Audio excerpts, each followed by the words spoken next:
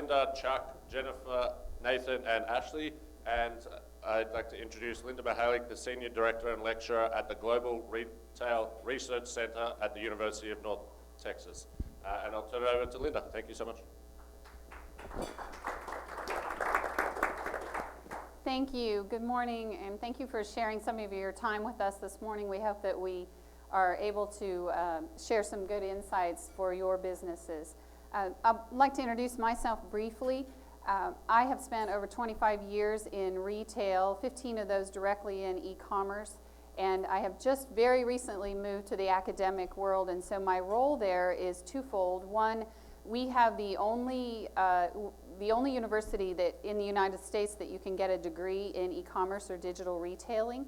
And so we are bringing them up, and we want to send them to you. And we have a 100% placement rate. Students, we have 100%. Everybody gets a job. So it's a very good place to be. So I'm setting curriculum and teaching the classes. And then the other half of the job is it is a mouthful, the Global Digital Retailing Research Center. And basically we want to drive the research and the combination, but what is key is with industry. We don't want to be over here by ourselves. We want to drive it with industry and help serve in any way that we can. We have very robust internship programs, and so we're really trying to connect with industry and do all kinds of things. So I'd love to talk with you if you have any interest in that. But today, I would like to introduce our four panelists first and allow them to tell you a little bit about themselves, and then we'll talk about our agenda. So we have Chuck Linden from Crayola, Ashley Sheets from Sally Beauty, Nathan Liu from Pacific Sunwear, and Jennifer Sines from Frito-Lay. So we'll start here. Good morning. Yeah, my name is Chuck Linden. I work for Crayola. I've been there about 14 years, and in the past year and a half, I've become what you call a tech pat, meaning I'm new to technology. I've only been doing this space for about a year and a half, but I spent most of my time internationally running our businesses globally. So I think as I come at the approach that I've taken is really trying to understand as an outsider looking in of where we can leverage both the marketing and the business side together in a digital environment.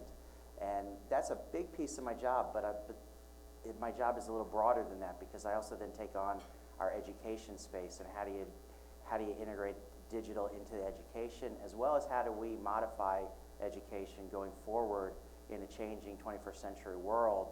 And then finally layering on business development and how does business development and partnerships fit together within those two spaces. Great. Hi, I'm Jennifer Sines. I work for Frito-Lay. I've been there for about 11 years. We're really working in all facets of marketing. In my current role, I'm responsible for all of our brand marketing activities, our innovation, insights, category management, so really that whole ecosystem of communication with the consumer and interaction with the consumer. What excites me about the panel today is the idea of the convergence of that real world and the digital world coming together. How do they interact with each other, and how are consumers really engaging and blurring the lines between the real world and the digital world? Nathan Liu, so also a little bit of a tech pat, as you called. Spent 13 years at PacSun and spent most of that time over on the merchandising side, and then over the last couple of years bounced over to run the e-com business. Originally started really just driving revenue on the site, and then over the last year or so began to expand into really figure out how to get customer experience consistent across different touch points. Hi, Ashley Sheets, CMO of Sally Beauty. Kind of started in the agency world, went over to GameStop for about 7 years, and then I've made it more than 2 years at Sally Beauty. So it's been a really fun business to be a part of because Sally Beauty is not known as a technically advanced company, but we're getting there very, very quickly. So spending a lot of time marketing, really thinking about how do we leverage technology, how do we bring physical and digital together, and it's really just at the, putting the customer at the center of everything we do and not thinking about it as, this is technology versus this is a brick and mortar experience, but just thinking about how does a customer experience our brand seamlessly, however they want to throughout their journey. So it's a lot of fun and a lot more work to do, but we're making a lot of progress. So as you can see, our panel brings a tremendous amount of experience to us today, and some of the questions that are on a lot of our minds that we've been hearing yesterday and that we're interested in and that we're going to dive into here are how do we bring the in-store experience to social media to encourage more in-store visitors and increase online brand awareness? How can we connect the digital experience into the physical space? How are companies bringing the physical and the digital divide to create a seamless, that's the key, the seamless cross-channel experience for customers? And because customers are moving back and forth between the digital and the physical, even in the completion of their transaction, what are innovative ways that the marketing teams and other teams in the organization are being faced with to create a holistic experience? So we're going to dive right into the questions here and let our panel address some of those for you and how they're dealing with those within their companies. So our first question this morning is, how are Gen Y and Gen Z shopping and conversion patterns different from your other target audiences? How is their behavior impacting your present and or future brand marketing strategy? So I don't know who wants to take that first. I can dive in. I actually just came from focus groups on Monday, so it was really good to have that recency of the voice of the customer in my head. And we had mixed groups. We didn't change it by ages, so we would have a 21-year-old and a 54-year-old in the same group, and it was really interesting to, you know inherently that they shop differently, you know inherently that they're digital first and certainly mobile first, but just to hear the differences in a focus group of women talking about how they engage with Sally and how they discover Sally's products versus women that are considerably older. And what we find is that from a positioning standpoint, from a brand engagement standpoint, that the customer is driving our brand. We're no longer driving it. We all know that. That's been the case for a long time. But they're the ones that are grabbing onto discovering our products and then sharing it back out with their friends socially. And that's actually what we're building our whole brand positioning around, is discovery of products and then enabling them and encouraging them to do that and providing the platforms for them to do that. But it's amazing just to see the differences, and two women sitting next to each other talking about the brand and how they experience the brand and how different those experiences are. And the other thing that we found is the women older in the group had never been to our website. All of the women who were about 25 and under had not only been to our website, of course on their phones, so our mobile website, but they had also, they remembered the experience, and they were very vocal about, you guys aren't up to snuff. It's not a good enough experience. It's not fast enough. It's not easy enough to find what I'm looking for. There's not enough content. I want more videos. I want more this. I want more that. I can get it everywhere else. Why can't I get it from you?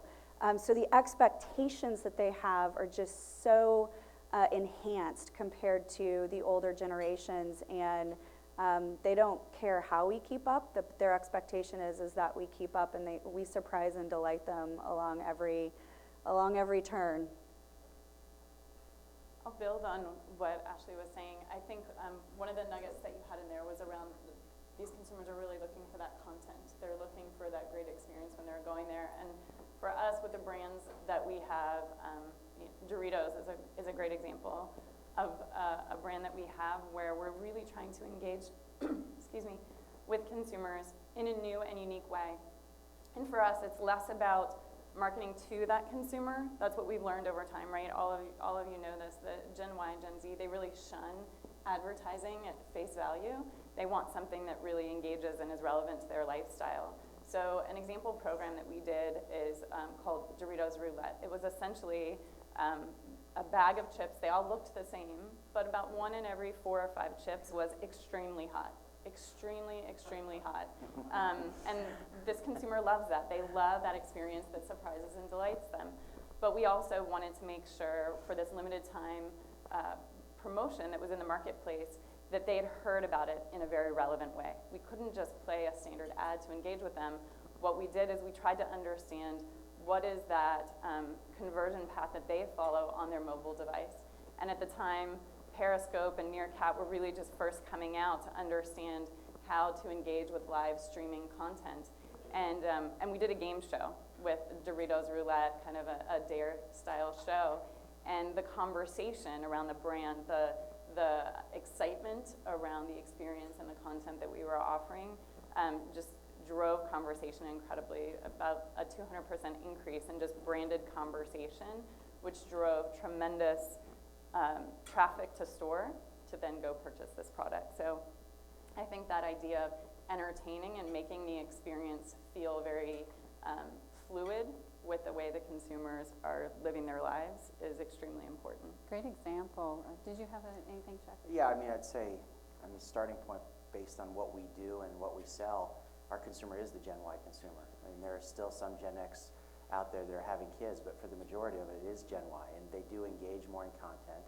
But there is some commonalities that are really important for us, which it gets back to our mission of trying to help them help their children.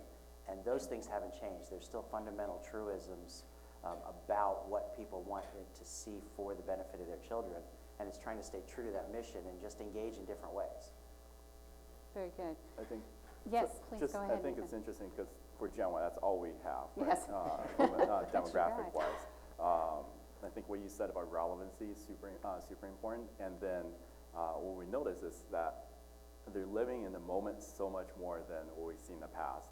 And each moment is getting shorter, but it's capturing a lot more attention. So we really shifted a lot of our content strategies from before. It's, Instagram will post X amount of events, X amount of product, and then where we really shifted to was, hey, what's going to be important this weekend? And when Coachella is happening, that's all we're going to focus about every single post. And then how do you then build content around that to get them really engaged? I think what's really interesting for us is that the baseline of your business has dropped. So in terms of overall annual sales volume, the non-peak times continues to under-index each year. But then during spring break, back to school, and holiday, it begins to over-index. So they're still coming out, but during key periods, and then they get really excited when we have some exciting product to come out. So it's really continued to shift our thinking in terms of when do we market what, and then how deep do we push some of the events that we have, and then when do we really come back and focus on product. Very good, excellent. So as your company's digital and marketing leaders, how is technology impacting the holistic brand experience for your company? Well, I'd say if starting for Crayola, I think one of the things that we see is there's two challenges. The how-to on technology, the biggest tactical thing is there's just so many different options. And trying to decide with a limited team what you can actually chase and in what way. And I think everybody's probably heard it. If I've heard it once, I've heard it 1,000 times in just a couple of years. It's only 2 lines of code. You just put it in and it'll be fine. Well, that's not ever true. It's a significant amount of work to do that, so we have to be very choiceful in which technologies we choose, and then how do we choose the bigger platforms to engage consumers in more ways than one. So even a great idea that we can only use in one way is not as important to us as something that we can figure out multiple ways to engage the consumer, because that's where we'll get the value from. I think it's interesting because technology has really impacted so many different avenues of our marketing. The back end, from a data and analytics, from a programmatic standpoint, and just the depth of understanding and knowledge you can get around consumers is just so much more than we've ever had access to, and making sense of it, and then translating. There's so many tools available, both on the back end as well as the front end. I think keeping pace with it is incredibly important, but also understanding how those tools link to each other. And that's where we've really tried to spend the bulk of our time and understanding, is making sure that we're leveraging those tools on the back end that help us develop that deeper knowledge and understanding of consumers, but then choosing the right front-end system, like the example I gave where it was a Periscope or a Meerkat, that technology solution that allows us to engage deeper, understanding who we're targeting, and bridging those two things. I think you both make very good point.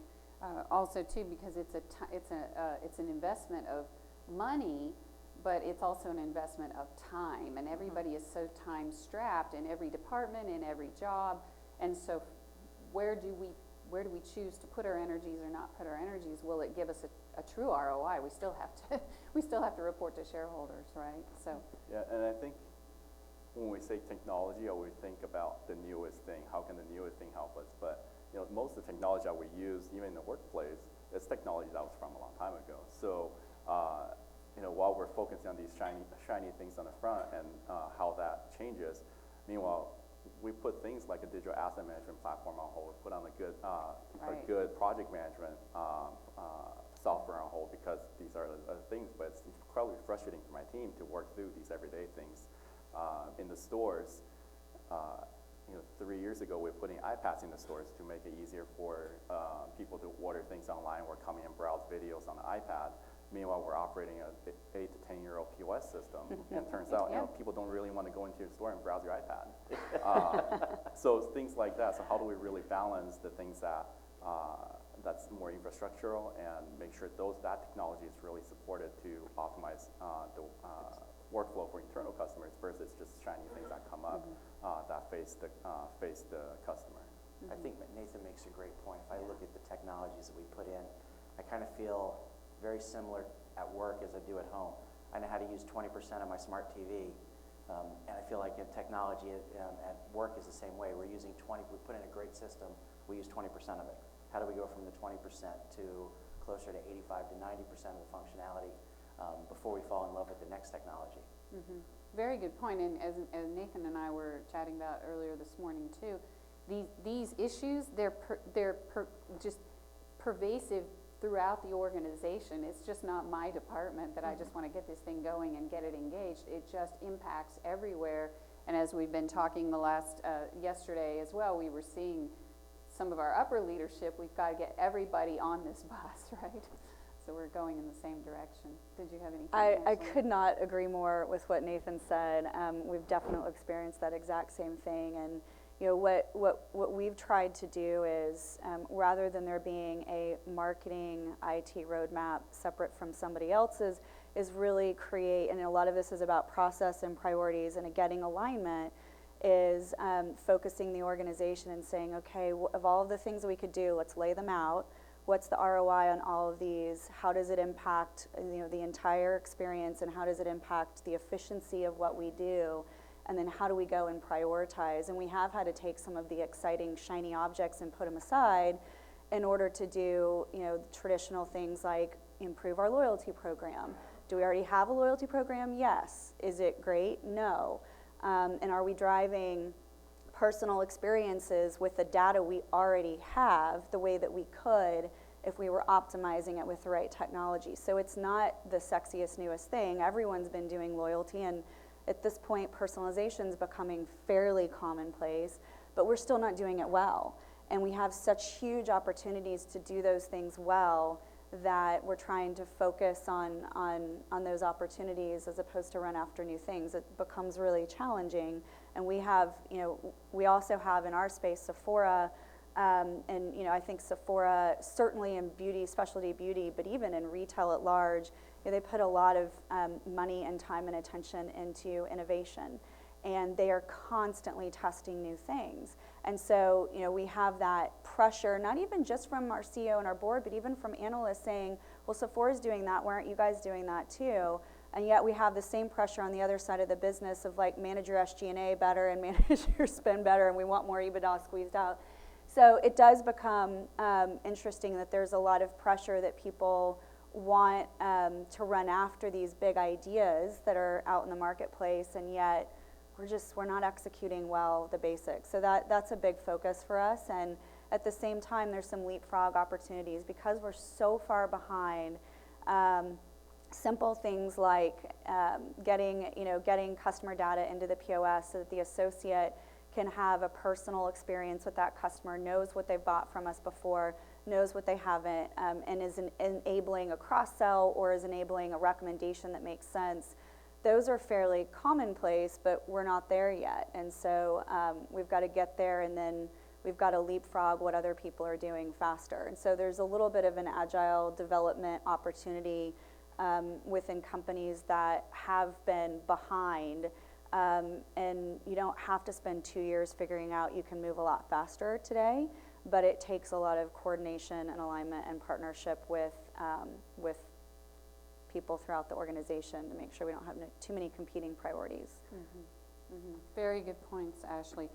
This leads us right into our next question, and so I personally do not love the word omni-channel. I often say I don't have one friend or one business associate that says, oh, I'm going to go shop omni-channel today. It's our own lingo, it's our own, how we try to put things in buckets and put them in our heads, both for how we do business and how our organizations are structured. And so many of us come from retail companies or types of companies that are old. We've survived a long time, but our structures are built more in silos. So the question is, how is your marketing organized within your company, and what major changes will we see in marketing to consumers in the next year or two? Is that working how it is currently structured, or is it left behind and there needs to be a sea change of how we structure even internally to get the stuff done? Rather than start, go ahead. Okay. Yes.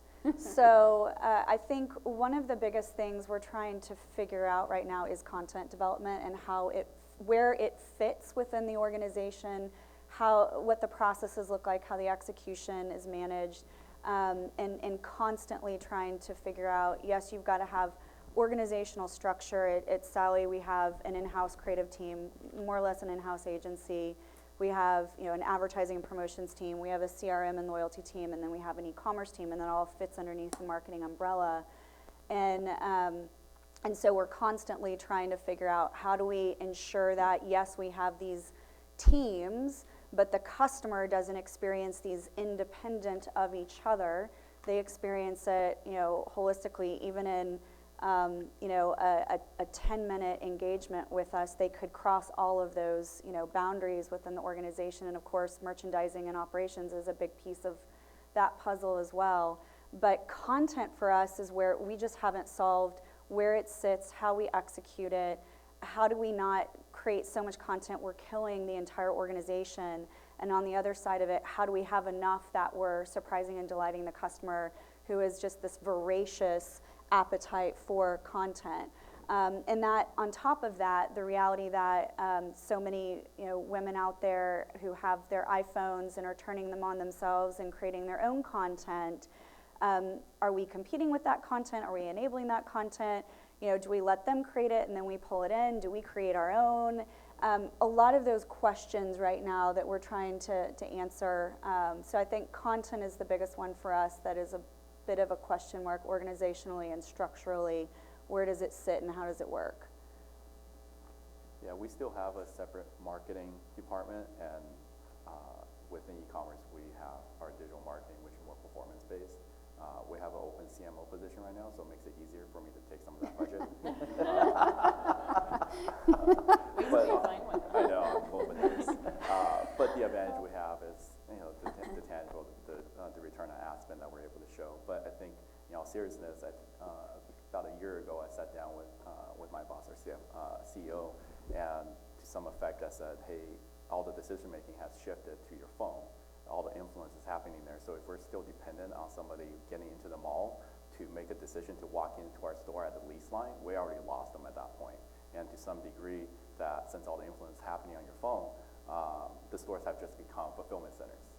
He didn't like that very much, but I think that to some effect is beginning to change the way we have our conversation. Because traditionally, you think about, you pay a lot of money to the mall for $1 per square foot because they bring all this traffic in, and then you put up a really good looking window to draw people into your store. And we spend a lot of money on those windows, but now because the shift in terms of how customers are influenced to walk across your lease line, we're having conversations in terms of, all right, so it is all one budget, then how much do we spend on windows, how much do we spend on search? And the fluidity of that has happened at a quicker process than I thought it would. But the two organizations are still very disconnected when we go in and do brand campaign shots. They come back and we still end up missing a lot of assets that we can actually use for digital. And so things like that we are trying to rectify and make sure that there's someone on my team that understands digital to show up at the campaign shoots. That way we can make sure everything fits in.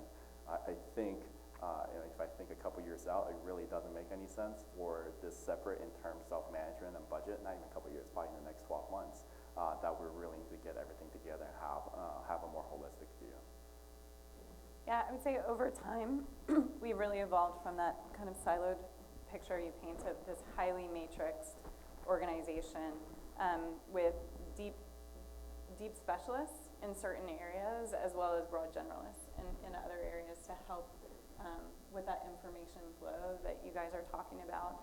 I think for our organization, really the shift is the traditional responsibilities that you have don't go away. Everything becomes an and, so you have to go find those specialists that start to bring in new thinking and then figure out how to integrate that specialist talent across the organization so that intelligence then spans the broader base of the organization.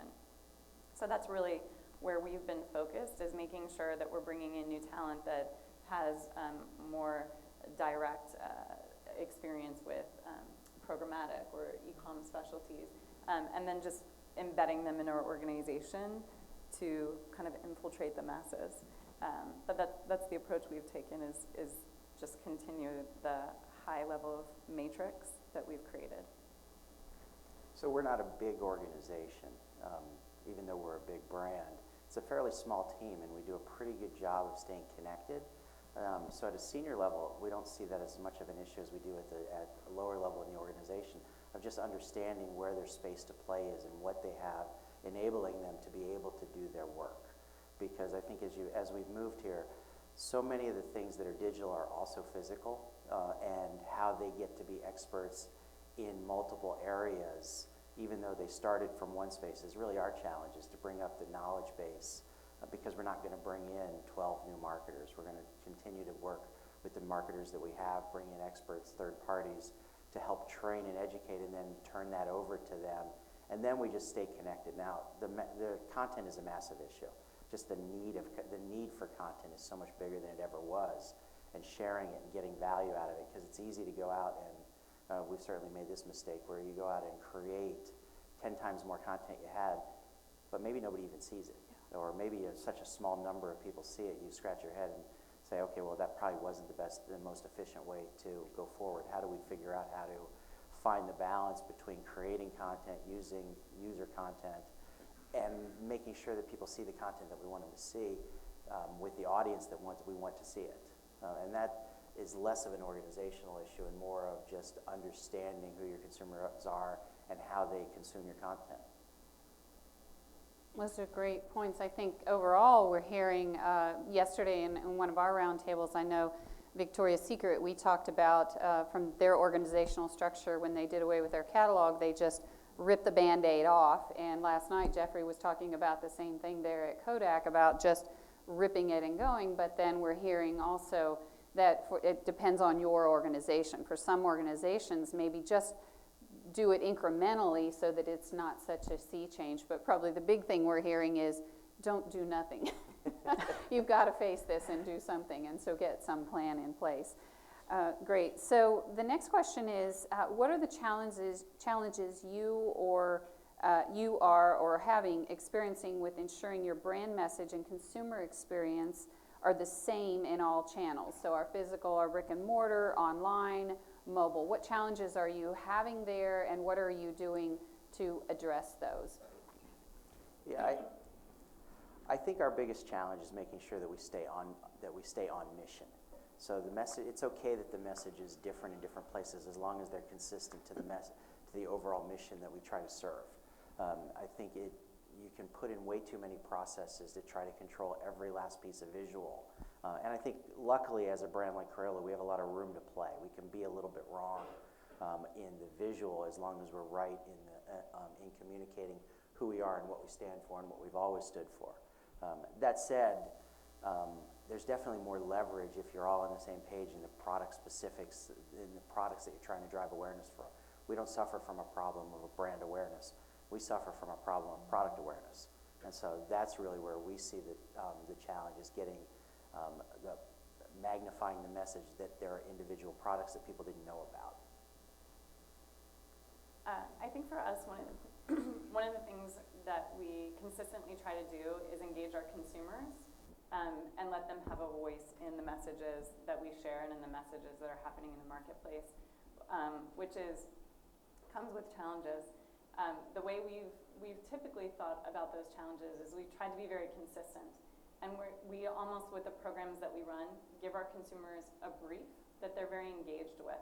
And it tends to come back to us in a very consistent way.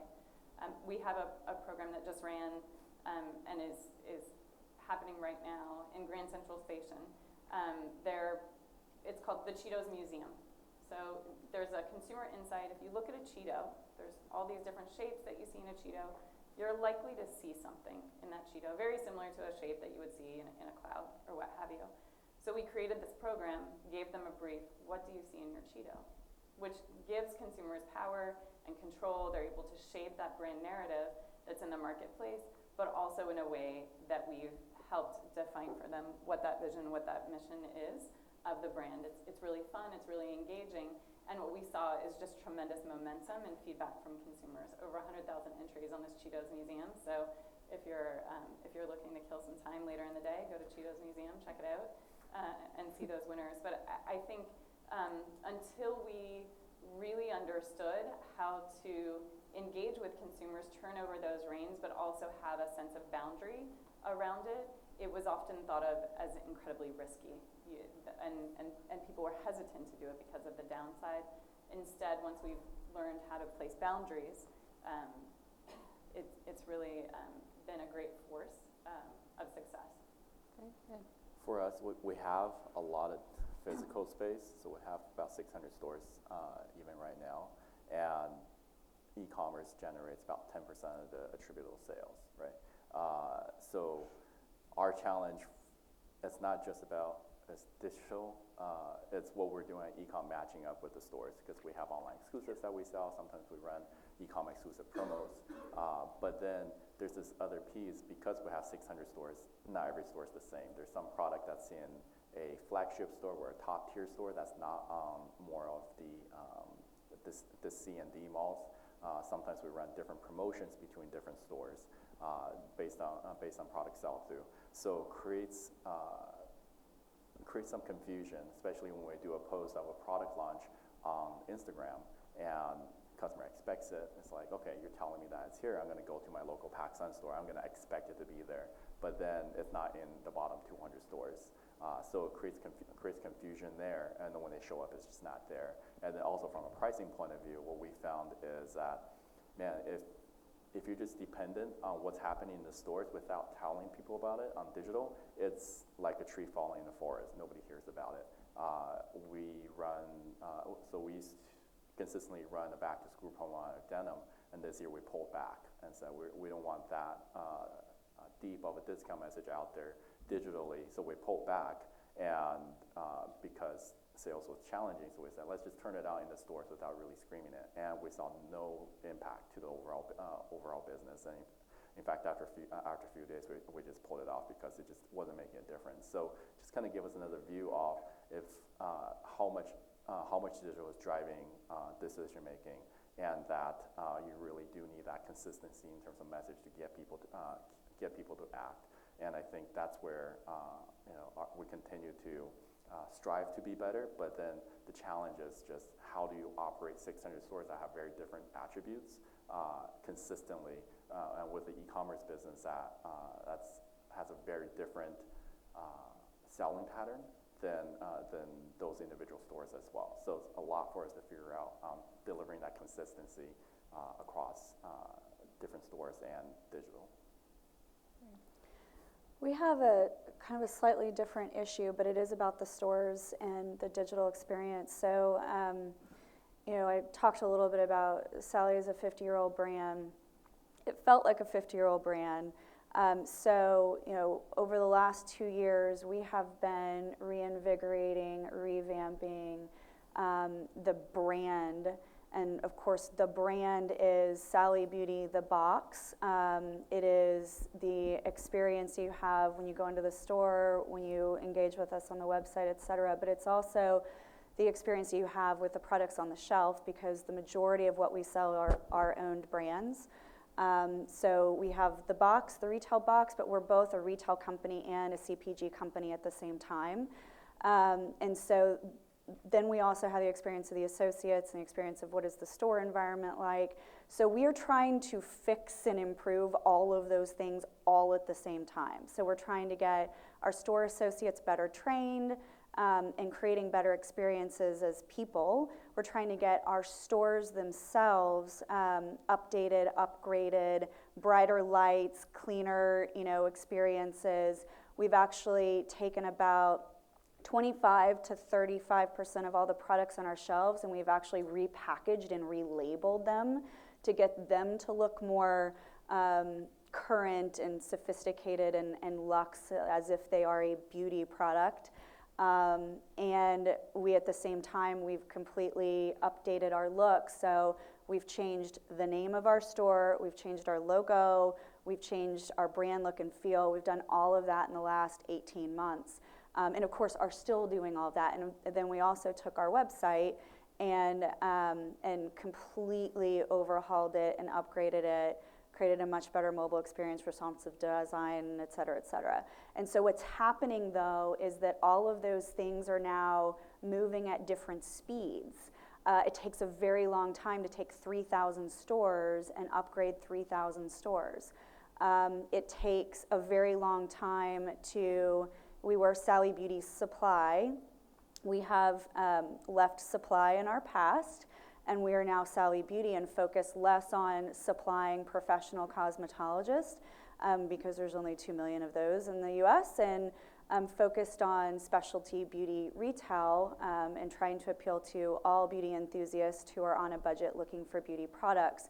So all of those things, like I said, the website, what was interesting is within 4 months of coming to Sally, I was able to make the changes to the website. It was a lot faster. But then what we heard was, well, I went to your website and then I went to your store, and the two do not connect at all. Well, we knew eventually what we were trying to get to, and the pressure was to move, and just go and make it happen, and it's okay if it's a little disjointed, but it's still disjointed. And again, I was talking about the focus groups. I mean, our customers are noticing, and they're like, why isn't this more like this, and why can't this be more like this, and why aren't these things the same? And even to the point where, as an organization, we made the decision it was going to be about a $35 million investment to change all the signs in our 3,000 stores to take off supply. So when we decided to change the name, we all held hands and said, all right, but it's still going to say supply on the outside of the stores until we decide to make the capital investment to upgrade the signs. So some signs in the US say Sally Beauty with a new logo, some signs say Sally Beauty Supply. Most customers don't know and don't care, but it is disjointed, more so than probably most companies, because of where we are in the journey of reinventing the brand and the brand experience. So yeah, that question I could go on for hours about, but we have to weigh the reality of, do we want everything to be perfect and all at the same time, or do we need to get some quick wins on the board, even if it means there's a disjointed experience to some degree? And we chose wins on the board, but it means that we're playing catch up in some areas of the business. The stores have been the slowest to move, and associate training has also, I think, been one of the biggest challenges too, that the associates are just now understanding the new brand vision and what their role is in it, and part of it is our fault at corporate not doing a better job of communicating and seeing those associates as a real asset, and probably the best brand asset that we have, and making sure that if anyone is up to speed on what our brand is about and how to deliver our brand experience, it should be those associates. And we frankly moved too slow on that. We're catching up now, but it's a lot of moving pieces and parts to manage. Mm-hmm. You bring up an excellent point. Actually, we were discussing this yesterday as well, about the disconnect of the store associate, the physical associate. Of course, online, the customer is in charge, and they don't have a human being. But once they encounter that in the store, and even if maybe you have a lot of associates that have been with you 10, 15, 20 years, that doesn't mean they're a bad associate. It just means they maybe are outdated or not informed or are intimidated actually by the digital experience. And I believe someone said they had this problem at their company, and they said, a simple solution, offer the associate discount online because the assortment is broader there, and that forces them to go and do that, and all of a sudden you're bridging that gap of they're teaching themselves to be less inhibited by that experience. So I thought that was a great idea. It would apply to the two of you probably. Yeah, it's not just the tenured people. For us, our employee life cycle is extremely short. And not only are they really short, we staff up for seasonal use. True. So during holiday and back to school, we'll double and triple temp employees in the store. And I had challenges going into the store during those times and engaging with them. And it's tough because they're only going to be there for 6 weeks. So we have to balance how much training is there for everything versus what the return is. So that's, I think, sometimes creates a tough brand consistency as well. We had the iPad issue too, where we went back and forth. Do we put the iPads in the stores? Will anyone use them? Because we did put an interactive screen in the stores and nobody used them. So we really struggled with making the investment on the iPads, and what got us over the hurdle was reframing our thinking around the role of the iPad in the store, and it was really about associate engagement. And we don't have good communications into the store. They don't even have email addresses. We send them a VHS tape. I'm not kidding. A VHS tape, and they plug it into a TV in the back room, and that they get that once a month, and that's the communication that they get from us, in addition to DOS-type messages that come through the POS.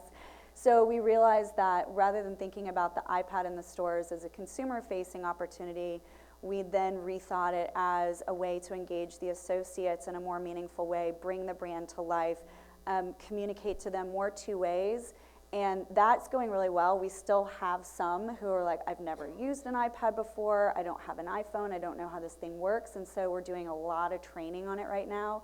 But one of the things that's been really cool is to see the associates' eyes light up when they realize they can access the website right there on the iPad, so that we have 6,000 SKUs in a 1,600 square foot box. There's no way that every associate's going to be intimately, familiar with every one of those SKUs, but now they can go to their iPad and they can see the ratings and reviews, they can see the detailed product descriptions, they can watch the videos, they can share that with the customer, and it's creating a whole new world of education and intelligence for those associates by linking those two things, and it's been really powerful for us. Exactly. Did you have something? I think because it's not our box, it's our partner's box. What do we do, and what role can we play in the education process? Toy and stationery, that entire space is going through a transformation, not just on the brand marketing side, but probably even more importantly on the product marketing side. So as we start to integrate digital into physical products and vice versa, what we've seen is that we can do a better job using digital as a way to educate, as a way for the consumer to land on our site, to get the information they need. If they're struggling because a specific app doesn't work on a specific phone, how can we help solve that problem? And can be really more of a solution provider on our website rather than simply continuing to spread the message of what the product is. And so as we go forward, we're really looking to say, okay, here's the product we're trying to communicate, here's what it does, here's where people are going to struggle, how do we solve those problems quickly so they get the experience they want, because at the end of the day, our experience is really more about what happens at home, not what happens in the store. Yeah, in the beginning of the internet, when 15 years ago, you could go Google it and read many, many articles and many folks predicting that the physical store would die. Well, of course, we know that's not true, but really what has shifted is where the physical store is still driving, for you said online's 10, but for some companies it's 30, up to 30% or heading even higher for online, but the physical store will still exist, but actually looking at the digital environment as an asset, as you mentioned, Ashley, this can become an incredible library, an incredible tool with video and content, even though it's a challenge where to put this content and is it overwhelming the organization. Leveraging it in the store environment is terrific, because now we don't have to have those binders of information that who's going to take the time to go flip through the binder and find the detail on the product, especially if you're someone like Samsung with all this detailed information. So I think it's a huge asset. We just have to look at it differently. And then it's the nitty-gritty of the taxonomy actually matters. Can they find what they're looking for? It's one thing that we have too much content on our site to maintain, but as a consumer, that's even worse. Now I can't actually find what I'm looking for. How do I find what I'm looking for quickly and get the information that I need to be in and out? Because in a mobile environment, they want to be on the phone and off the phone. They're not looking to spend a long time looking at your site anymore. Now you're getting into data governance. We can talk all day long about good data governance. Okay, so what's an example of how your company has recently provided a holistic brand experience? And I know Jennifer's had a couple of great examples. Was there any other a great holistic brand experience? We do a lot of these. I guess another one that we can talk about, I think everyone's familiar with the Lay's brand. Most everyone's heard of that one. A few years ago, we actually started a program called Do Us a Flavor. The insight with consumers being everyone has an idea of what that next great flavor of Lay's could be. And I know this from experience. I would be on a plane, you would tell people, what do you work on, and what would they say to you? And you would tell them the Lay's potato chips, and they'd say, oh my gosh, have you ever thought of such and such a flavor? So it's universal insight from a consumer standpoint. And that was probably one of our first and largely and one of the biggest consumer engagement programs that we ran. The first year that we ran it, we got over 14 million submissions of ideas from consumers for what that next great flavor would be. We ran the program digitally and social media, but we had awesome display in store with the visual identity being consistent, the messaging being consistent all throughout. So really allowing consumers to engage both physically in the real world in their shopping environment, but digitally on social media. We had pop-up events in New York where people could sample all the different flavors that we had of Lay's in the US, but also globally, and they could experience the brand in that way.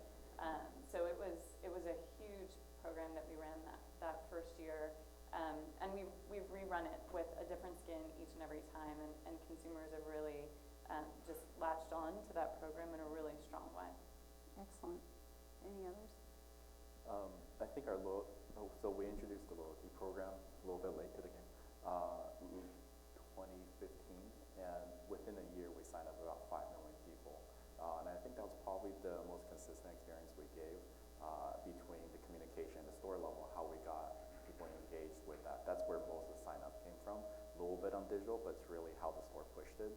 But then it was what the experience was after that, because we tried to make it as frictionless as possible, really just asking for a phone number and an email. But then it was follow up on the email to complete your profile and then download the app. And then once they're in the app, what the experience was for them with their digital reward card and how they're earning points and all of those things. So I think it's kind of goes back to that connection is the education and the measurement at the store level is so strong that we're able to capture them. But then engagement-wise, it's really how do you complete that experience digitally. Now, one of them I can think for you as well, Ashley, would be because you have, as you say, in the space you're in, the user-generated content as well, right? So it's, how do you see that as a positive, or is it detrimental? I can see both it's a sides of positive. that. I think it's great. The example that I'll use on when we did a really strong holistic brand experience across everything was our nail wall launch, and we had, it was truly merchandising, marketing, operations, all three having new news that we partnered on together. And so, the nail wall launch was essentially 750 shades of polish all on one brilliant wall starting at $4.50. And most places, for the guys in the room, most places you buy nail polish, it's with brands and it's kind of scattered throughout a drugstore or a mass merchant. But at Sally Beauty, all 750 shades of nail polish are all there together in one spot. So it makes a very impressive visual in marketing materials, but it was everything from mass, we had mass, magazines to, we built a truck that was the nail wall and had a big glass, kind of entry into it, and we took the truck from LA all the way to New York. We got local press all along the way. We socially enabled it. We reached out to nail bloggers, nail influencers in every one of those markets, invited them there, gave them free manicures. And we really just leveraged, so nails are really big and social, and we just leveraged what was already there and the excitement and passion for that and just enabled it. And that was way more successful than if we went and created it from scratch ourselves. So we definitely are embracing all of the content that's already out there and just looking for more ways to partner and to enable and still make sure that we have a brand story in the midst of all of that and that we don't get lost. And that's really, I think, the difficult part is working with the content that's already being created but not getting your story lost in that. But if you can do both, I think that's where the magic is. Yes, excellent, great. So I think we've come at it from a little different perspective rather than focusing on the promotional side. We've come at it more from an experiential side. So for anybody who's not familiar, we now have 3 Crayola experiences around the country that allow kids to visit, and it's 400,000-ish kids a year, where they can come in and really experience the brand in a much deeper way. It doesn't have the breadth of a national promotion, but you're getting an experience of 4 to 5 hours of play in a variety of products, in a variety of creative experiences.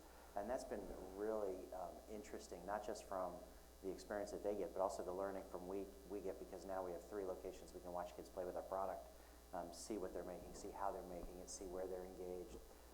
In some of the tech-enabled products, see where they get stuck. So that's been really powerful for us. And then taking that same thing and moving into more personalized product versus personalized experience.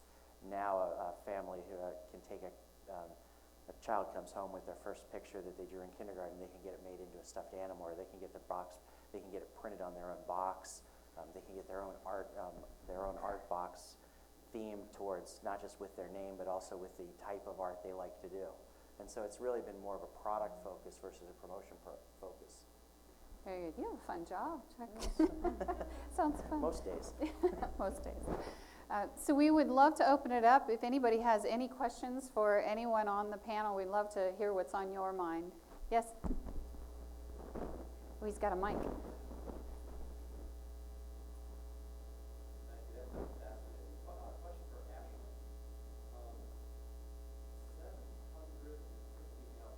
Mm-hmm. There's this notion of paradox of choice. You're right, yeah. And you mentioned 3 constituents, but you didn't mention product. One of those. So I was wondering if you encountered that as more of a statement rather than a sales driver. So I didn't mention product, meaning? Product development. Oh, so that fits into our merchandising group. So when I say merchandising, I'm referencing product development as well. Yes, it's funny that you bring that up. Because we have so many SKUs, we've done a lot of messaging testing on, telling people we have 5,000 products to choose from, all under $10, and people hate that message. It is just too overwhelming. I don't want to choose from 5,000 things. So it's funny because we did go down that path very early on and pulled back on it, realized that was not a good path. The only place where it did make sense and why we did leverage it in nails is because at the same time that we were saying 750 shades, we were physically showing them what the nail wall looked like. And so it doesn't become, it's just a choice of color and brand at that point, not trying to figure out, well, what does this product do versus this product do versus this product do? Right, and so for that particular category for us, the 750, the breadth of options for a customer to choose from was compelling and was exciting. And the fact that they were all there together was the other benefit. So one brilliant wall of color. But we pulled back and we realized that we shouldn't say that anywhere else for any of our other categories, because it did get them to that's overwhelming, I don't want that many choices, just tell me what the best one for me is. So we have, juxtaposed with the 750 shades, your choice, breadth message, and for instance, the hair care message, it's all about leveraging our CRM data. So we have gone and we have matched, we have over 2,000 SKUs just in shampoos and conditioners. It's kind of ridiculous. But we've gone and we've matched them with 5 key issues that a customer faces. They want to fight frizz, they want to boost volume, they want to repair damage, et cetera. And so we've categorized it that way, and then based on past purchase history, we've been able to determine this customer wants to fight frizz, this customer wants to boost volume, this customer wants to repair damage, customer wants to protect color. And then all of our messaging in that space is totally personalized based on the solution that we believe they are trying to solve for. So we've definitely gone from mass breadth messaging to very personalized, targeted messaging when we feel like we have too many options and we're trying to keep it simple for them. Very good. Yes? Hi. Hi. I believe Chuck mentioned this pretty briefly. As we're trying to prepare for this digital, physical, omni-channel world, how much do you rely on agency partners versus building talent internally? And if you could all just briefly touch on how much you're building out internal resources versus leveraging external. Oh, I think that's a huge challenge for us because we'd like to have it internal, because when you give it to an agency, you give up so much. But the reality is things are changing so fast and the resources are there and you can go get them quickly from an agency. So we are constantly battling that choice. And over time, what we tend to do is we tend to use agencies to do work, and where we see capabilities that we need, we'll start to internally train people in those capabilities. But ultimately, we need the agencies because we need the body count to work on projects. Yeah, we have a similar approach. It's a bit of it depends in terms of what you're talking about. In places where we believe access to information could ultimately one day lead to a competitive advantage, we've chosen to build that capability internally, typically with the help of an agency on the front end, and then hiring specifically for that skill set. But I do think reliance on agency really helps at the forefront of something. Before you want to, we usually use an agency for proof of concept. Once we have that proof of concept, once we understand what that ROI can look like, then we would transition and understand that path towards a permanent solution within our environment. Yeah, I would say when I first came in, we had an agency helping us, and it was just me and a couple of us really working with them, and it was just difficult to manage. So we'll say where we built up is a team that can really work on a day-to-day and really manage the agency to make sure that that they get the info from us to optimize what they're doing, and then making sure that our goals are aligned. I think for us, owning your customer data is a big piece. That it's really the next step for us. How do we really own our customer data so that we that way we can one, protect ourselves, and then two, really take the next step for us internally. I think for me, having come into an organization 2 years ago that spent 100% of their dollars on paper, whether it was direct mail or paper that went into the stores, and knowing that I needed to move fast, and knowing that I didn't have the skill sets I needed in-house, I went and found some agency partnerships pretty much immediately. That being said, it's a process. So I agree. If you can have it in-house, you want it in-house. But it was a process of I had to turn over about 75% of the staff, and then I had to start augmenting the staff with capabilities that we just didn't have before. So for instance, I didn't have a strong internal creative group like I do now, so I had to go and outsource the creative work until I had that staffed appropriately, and now we're bringing almost all of it in-house. As of right now, I don't have a brand agency of record. I don't need it anymore, but at the beginning, I absolutely needed it. Same thing with, I'd say, CRM and loyalty. And then the other thing that we're finding is, where we need it, we needed to get smart, fast, and social. So we went out and we did a 4 or 5 month engagement with an agency to learn quickly. And then now we're in process of bringing a lot of that back in-house. So I think it is a function of what skill sets do you have right now internally? Do you have the flexibility to bring in FTEs? Because we don't always. The trick that I play is I go and I hire the agencies, I start paying the agencies, and then I go and I say, well, gosh, if we brought that in, I would just need 4 more headcount, and I could save us, a couple $100,000 a year by not having this agency anymore, and all of a sudden, it's a great idea to have 4 new heads. So I play that trick a little bit too often. Maybe somebody's going to catch me on it, but so I think it is about bringing it in-house if you can, but you can't sometimes. Sometimes you're just not going to have the heads, and you got to get the work done. So it's managing that. Yes. So I think we are out of time. Thank you very much for your attention today, and I hope you have a good afternoon. Thank you, Linda, Chuck, Jennifer, Nathan, and Ashley for a fantastic panel. The next session begins at 8:55. Have a fantastic